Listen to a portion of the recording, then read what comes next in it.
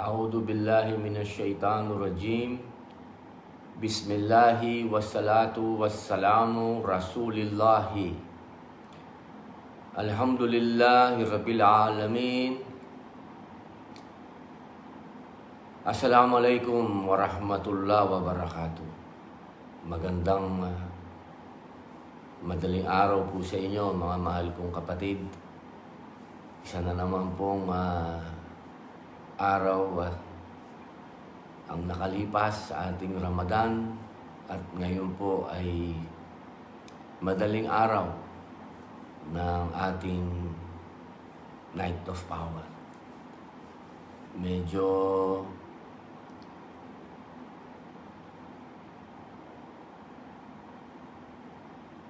malungkot po ako ngayon, mga mahal kong kapatid, sapagkat ayaw ko po itong gagawin ko.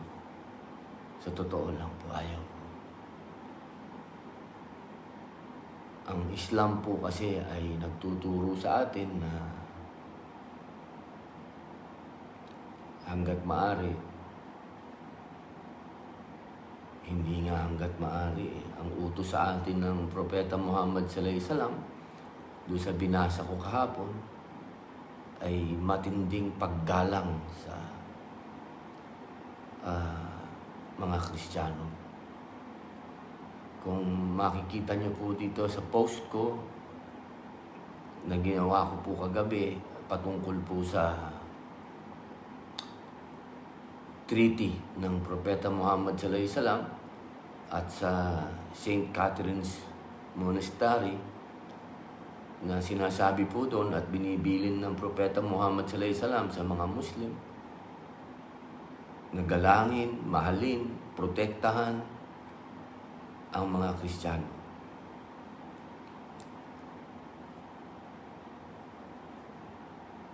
Mabigat po itong gagawin ko ngayon, napakabigat. Patawarin po ako ng Allah subhanahu wa ta'ala. Nag-extrang dasal po ako para bigyan ako ng taufik ng Allah kung gagawin ko ba ito o hindi. Pero kailangan ko pong proteksyonan ng pamilya ko. Medyo kaliwat kanan upak ang ibinabato. Pero alhamdulillah, ang Prophet Muhammad sallallahu alaihi wasallam nga binato sa Taif, ininsulto lahat. Subhanallah, hindi naman siya nagtanim ng galit. Ipinagdasal niya pa yung mga tao doon sa Taif. Yun ang napakagandang halimbawa na gawin sa ngayon. Kaya ako'y nagpapakumbaba. Ako ay humihingi ng paumanhin na kaagad ngayon pa lang. Wala po akong intensyon na mang-insulto ng kahit na sino. Lalong-lalo na po ang mga taga De La Salle University. Ginagalang ko po ang mga tao dyan. Marami po akong naging kaibigan na tiga De La Salle. Si Maricel po, asawa ko, tiga La Salle. Katunayan, dyan sa La Salle Green Hills, naimbita ba ako dyan dati? Parang dyan din po sa La Salle sa Binild.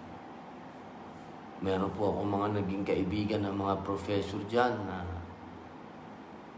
dati po ay kinausap pa nila ako na napakalalim po ng paggalang ko sa De La Salle University. Hindi po yan nawawala sa puso ko at Napakababait po ng mga tao dyan sa paaralan na yan. Kung may mga nasaktan po tayo dyan, patawarin ninyo ako kung napag-usapan natin ang namin mga Muslim, ang aming history.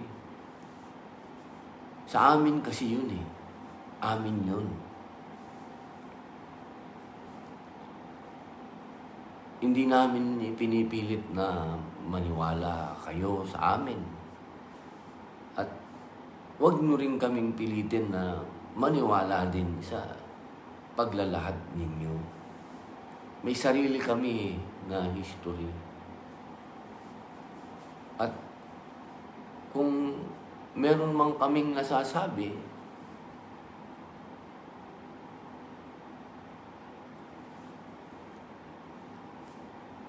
yan po ay galing po yan sa pagsasaliksik. Hindi po yan na sinabi ko lang para masaktan kayo. Hindi po. Lawak ba? Hindi po ganyan ang mga Muslim. Lalong-lalo na po, eto na. Astaghfirullahaladzim, astaghfirullahaladzim, astaghfirullahaladzim.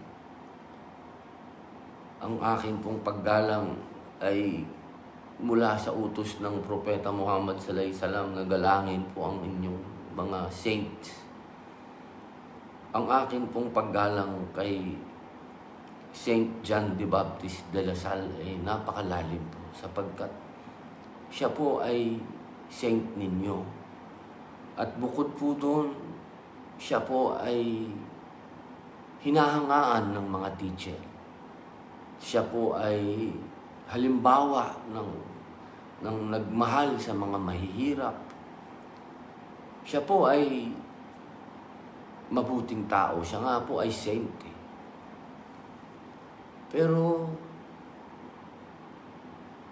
meron po kasing katotohanan. At ang katotohanan po ay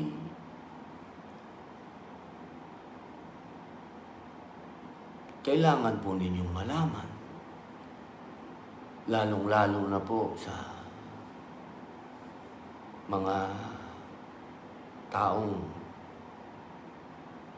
naglalapastangan sa pamilya ko, sa asawa ko. Paglalapastangan na yun eh. Hindi naman yun freedom na lapastanganin mo ang kapwa mo. Ito, ginagawa ko po ito para malaman din po ninyo ang katotohanan. Ang katotohanan po ay hindi na po manggagaling sa aming kasaysayan. Hindi na po manggagaling dito. Sapagkat ang sasabihin lang po ninyo uli ay wala naman kaming kredibilidad. Noong sinabi ko po na isang Spanish, si Saint John the Baptist de la Salle, hindi po ako nag-imbento. Yan po ay katotohanan. At yan po ay mababasa niyo po mismo sa inyong patawarin niyo ako, patawarin ako ng Allah, patawarin ako ng mga Muslim, patawarin ako ng mga Kristiyano. Hindi ko gusto tong ginagawa ko. Pero kailangan ko po itong gawin para sa katotohanan. Nandiyan po mismo sa inyong pag pumunta po kayo sa De La Salle PH, makikita nyo po ang our vision and mission ng De La Salle. Makikita nyo po dyan ang inyong seal. Ayan po. Para po maliwanag. Ayan.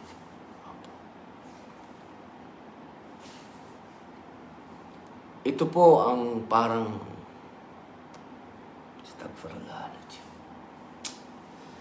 Babasahin ko po sa inyo kung ano po ang ibig sabihin po nito. Patawarin niyo po ako. Wala po akong intensyon na makasakit ng kapwa, mapahiya kayo o ano. Wala po. Knowledge lang po ito, knowledge. Ang nakalagay po dito,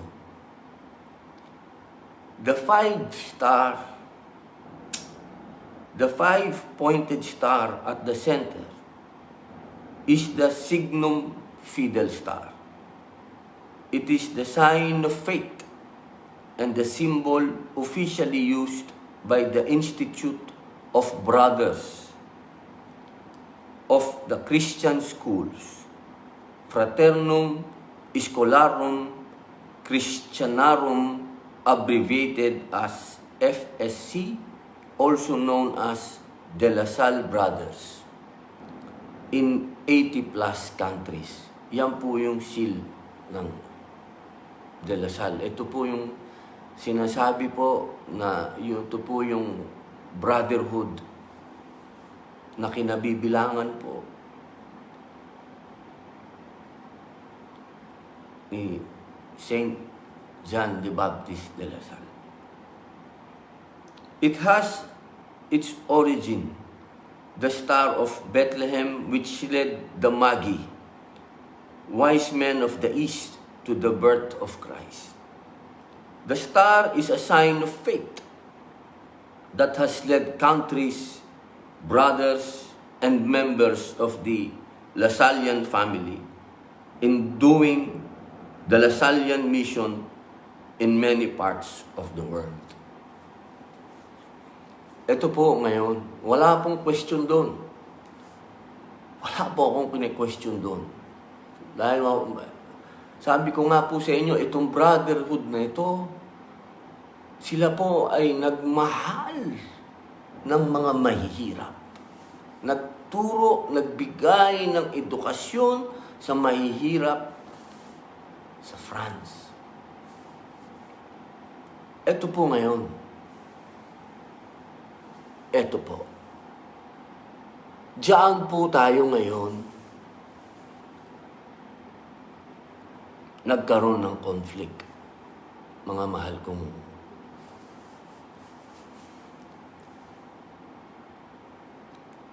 ang nakasulat po rito, indivisa manet.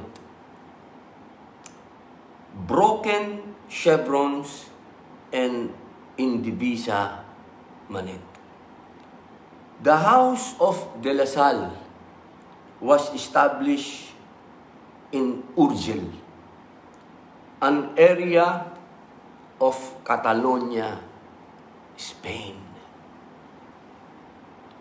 Sinasabi po dito na yung pinagmulan na pamilya ni Saint John the Baptist de La Salle ay tiga Spain. Ayun po. Sa Catalonia, doon po yun sa Barcelona. Kaya po sa Barcelona, pag nagpunta po kayo, mas naiintindihan po ng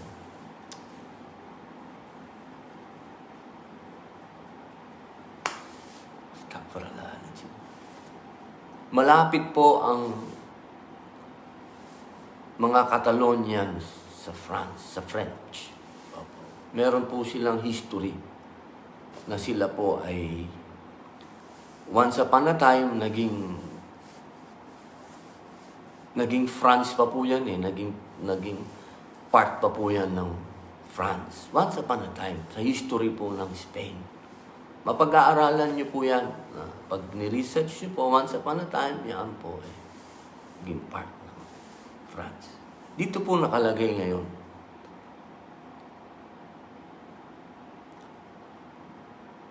Where the form of the family name was Sala.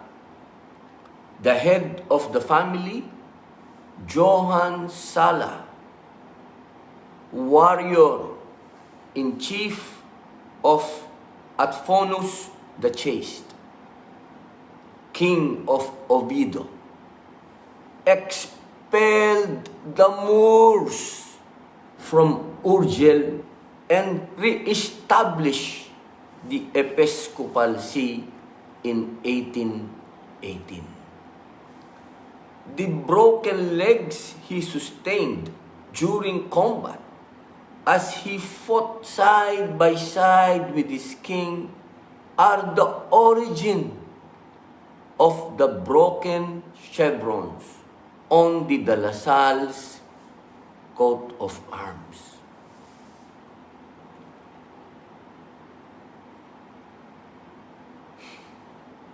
Yung pong isinulat ko doon po sa post ko na yun, dito po nanggaling yun sa inyo. Sa inyo po galing yun. Hindi ko po yun kinuha kahit kanino.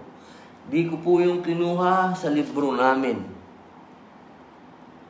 Kinuha ko po yun dito. Sa coat of arms po ninyo.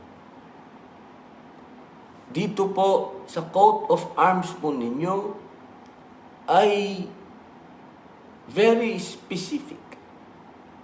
Kumbaga, maliwanag na maliwanag po ang patungkol sa Reconquista. Ang Reconquista po, uli, yun po yung mga lumaban sa mga Moors, sa mga Muslim sa Spain. At dito din po, makikita nyo rin po dito kung paano po naging French si Saint John the Baptist de La Salle.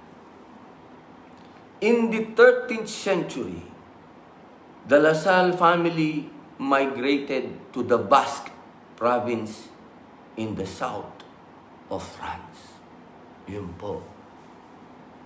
Mahaba po yan. Hindi ko na po makuwang basahin lahat eh.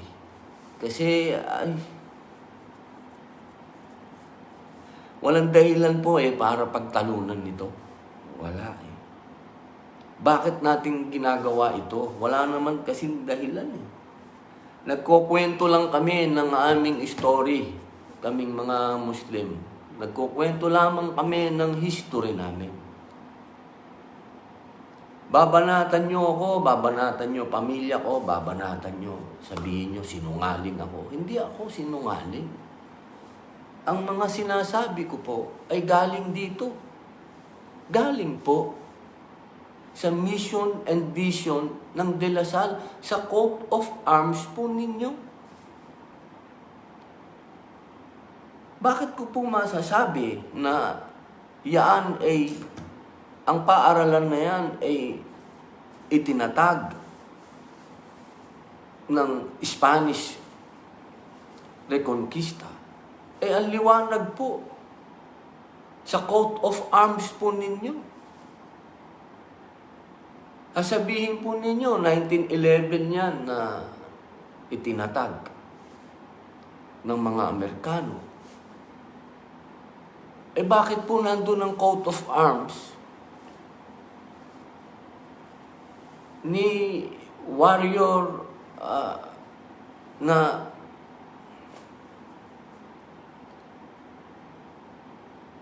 Stagfradality. Patawarin niyo po ako. Tawarin niyo po ako, mga kapatid ko sa De La Salle University. Ako po ay nanggagaling sa coat of arms po ninyo. At naandyan po ang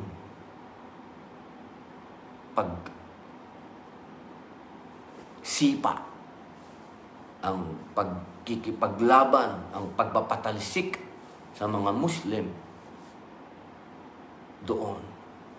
Nandyan po yan. Kaya yun po, mga mahal kong kapatid,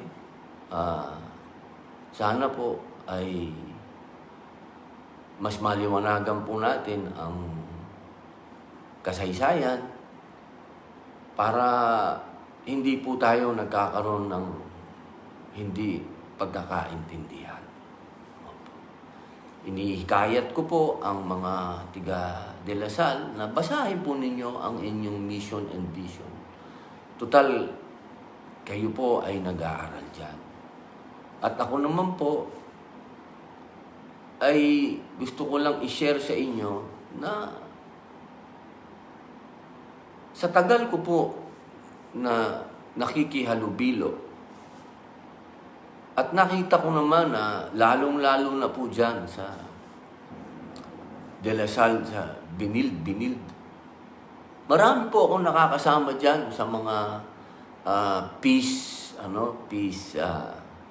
lalong-lalo na sa amin na foundation. Marami po akong nakakasama dyan na ina-accept na rin po nila yung Muslim history. At isang bagay na rin po yun na moving forward po tayo. Huwag po tayong paatras. Moving forward. At yun naman po ang pinakikiusap po namin. Na wala naman masama kung pag-usapan natin ang Muslim history. At huwag niyo po kaming questionin kapag ikinukwento namin ang Muslim history. Amin po yun eh.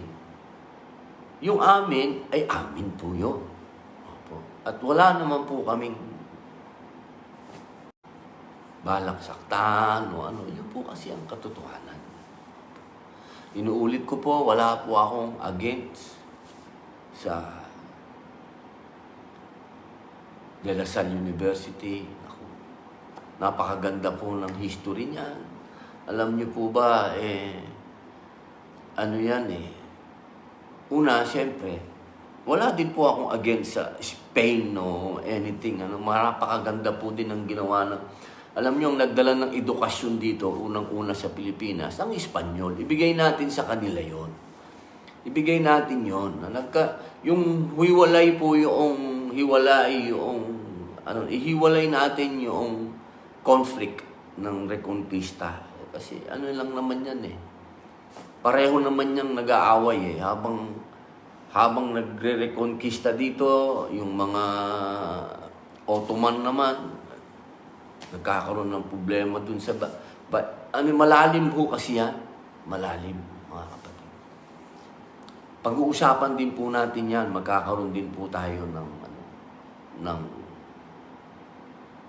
lesson patungkol dyan. Inuna ko lang po itong patungkol sa mga banat sa akin.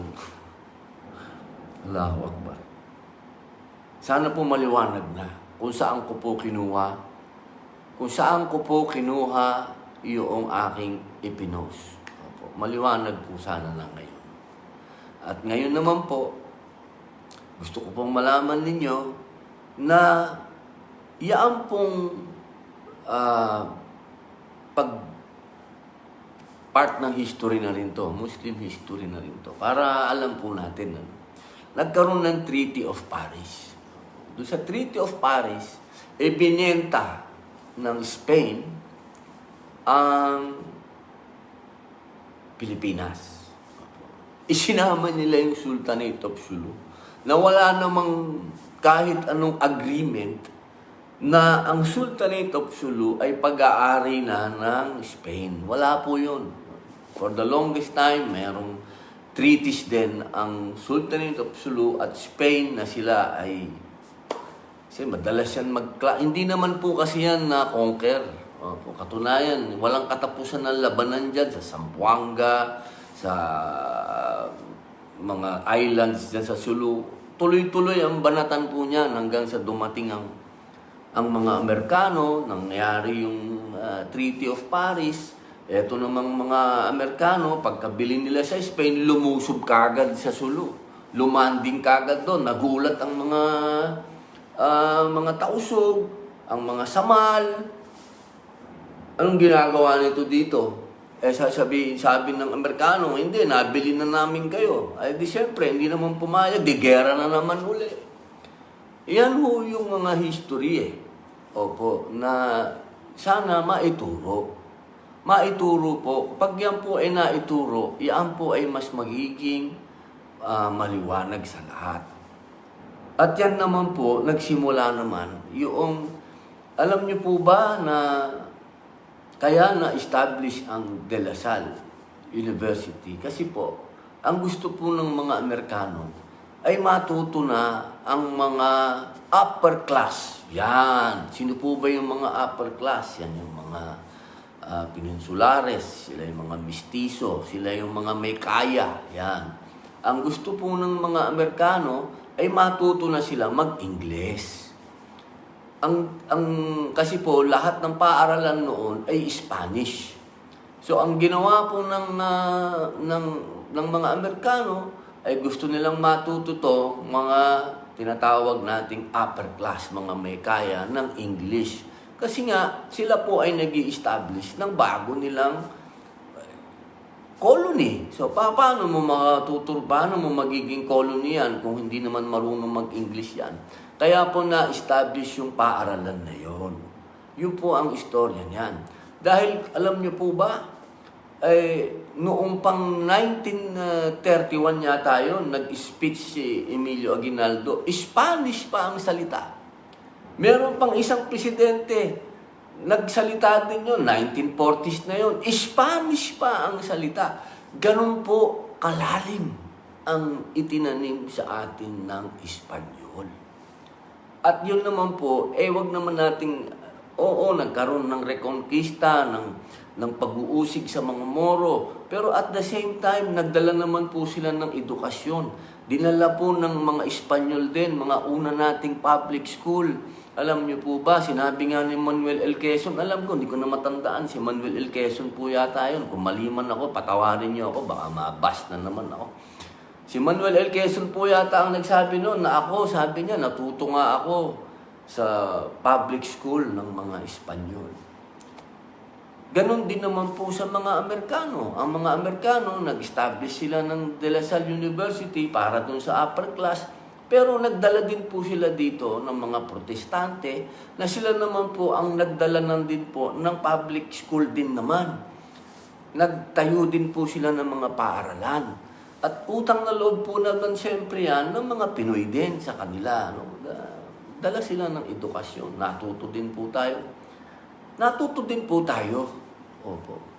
Ngayon, ang hinihiling lang po natin ay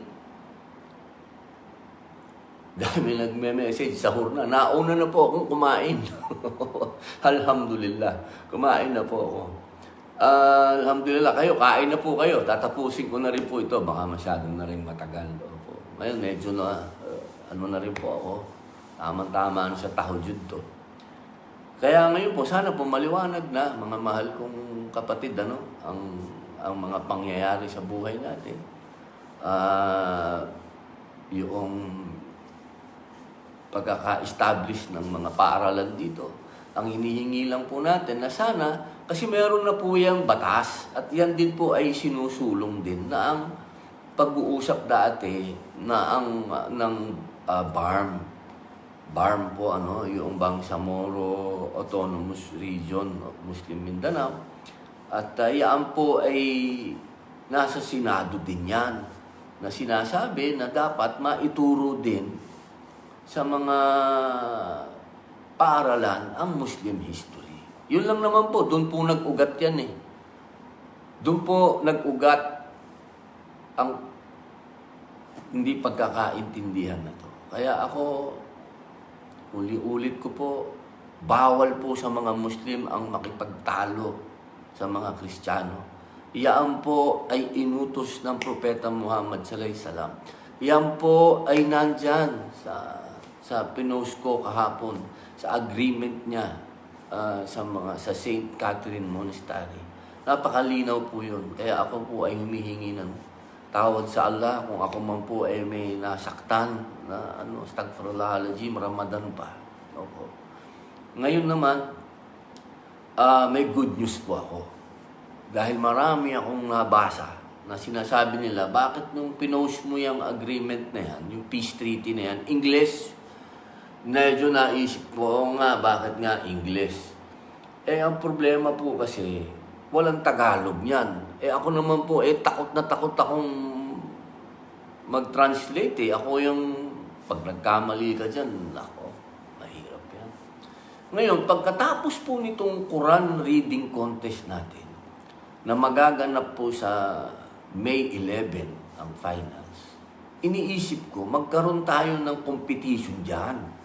Diyan po sa treaty na yan ng Propeta Muhammad sallallahu alaihi wasallam at ng St. Catherine Monastery.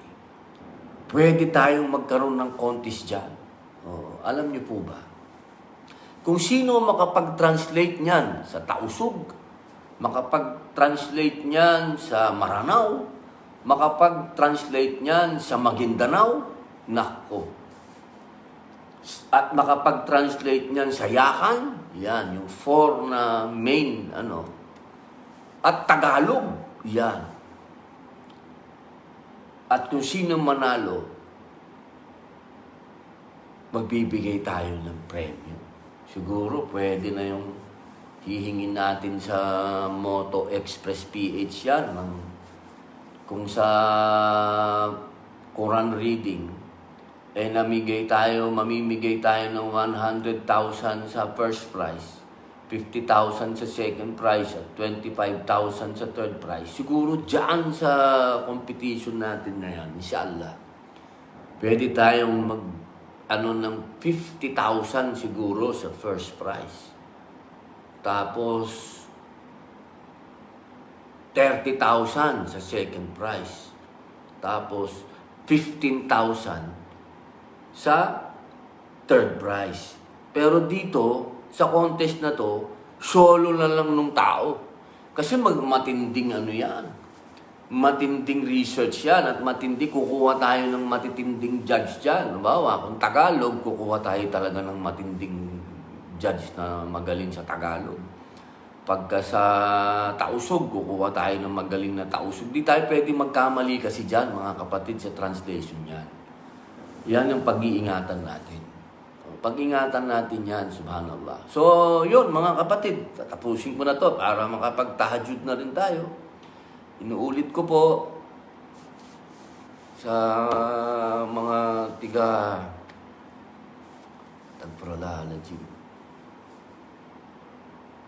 Astagfirullahaladzim. Opo, maghihingi po ako ng sa inyo, dispensa. At wala po akong intensyon na makasakit o magsabi ng sinasabi ng iba na kasinungalingan. Wala po akong sinabing kasinungalingan. Yan po ay galing po sa kasaysayan po ninyo mismo na kayo po ang sumulat. Hindi po yun galing sa libro namin. Opo. Ngayon, tungkol po dun sa ating, mga mahal kong kapatid, May 11, tandaan po ninyo, huwag niyo pong kalilimutan. Yan po yung ating Quran Reading Competition Finals. Opo. Tapos, yung pong ating pong, translation, manda na po kayo. Mag-a-announce po ako dyan. Tingnan nyo na po dyan yung treaty ng Propeta Muhammad sallallahu alaihi wasallam at sa St. Catherine Monastery. Magkakaroon po tayo ng competition. Opo, sa 5 main dialect ng mga Muslim. Tausug, Maranao, Maguindanao, Yakan, Tagalog. Yan. So, po yan? A-announce ko po yan pagkatapos po ng ating Quran competition. Kaya abangan nyo po yan at meron po ulit pa-contest ang Moto Express PH. Maraming salamat po mga kapatid. Ipagdasal nyo po ako palagi. Inshallah, at kayo din po, ipagdadasal ko, mga mahal kong kapatid, wag po nating pakawalan. Meron pa pong 8 araw na Night of Power. At tingin-tingin na lang po tayo sa langit, baka makita natin yung Night of Power, inshallah. Mga mahal kong kapatid, Assalamualaikum warahmatullahi wabarakatuh. At sa mga kapatid pong Kristiyano, peace be with you. Sumayin niyo po ang kapayapaan. At sa mga kapatid na Hudyo, Shalom. Maraming salamat.